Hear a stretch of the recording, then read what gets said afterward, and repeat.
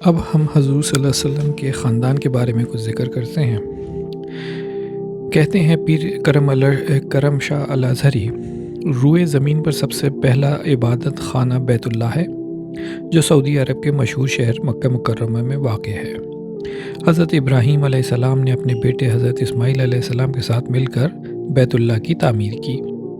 حضرت ابراہیم علیہ السلام نے اپنے چھوٹے بیٹے اسحاق علیہ السلام کو ملک شام میں اور بڑے بیٹے اسماعیل علیہ السلام کو مکہ میں آباد کیا۔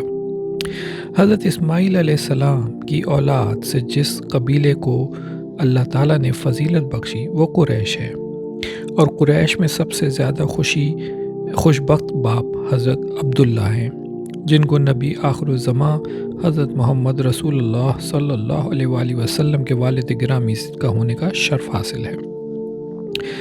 حضرت عبداللہ رضی اللہ عنہ قریش میں سب سے زیادہ خوبصورت اور شرم و حیا کے پیکر تھے۔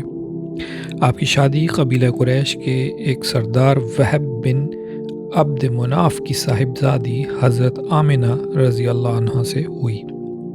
شادی کے کچھ عرصے بعد حضرت عبداللہ رضی اللہ عنہ تجارت کی غرض سے شام گئے۔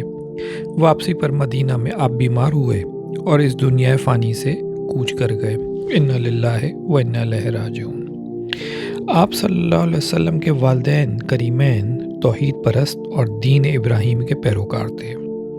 حضرت آدم علیہ السلام سے لے کر حضرت عبداللہ اور حضرت آمنہ تک جن جن پشتوں اور رحموں سے آپ کا نور منتقل ہوتا رہا ہے وہ سب توحید پرست اور پاک باز تھے۔ ان میں کوئی بھی مشرک نہ تھا۔ حبیب کبریا صلی اللہ علیہ وسلم ابھی شک میں مادر میں ہی تھے کہ والد ماجد کا سایہ سر سے اٹھ گیا اور آپ یتیم ہو گئے، یعنی آپ پیدا ہونے سے پہلے ہی یتیم ہو گئے۔ فرشتوں نے بارگاہ رب العزت میں عرض کی کہ تیرا نبی یتیم ہو گیا۔